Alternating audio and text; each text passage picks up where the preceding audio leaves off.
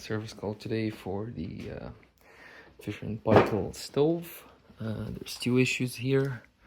One is the bake's not igniting. I'm replacing the igniter and the burning element.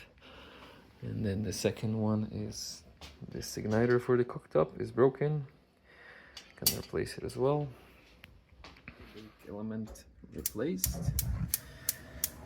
So previously it took too long to light up and might not even light up sometimes. So everything's working good now. Potentially was caused because a cleaner was used.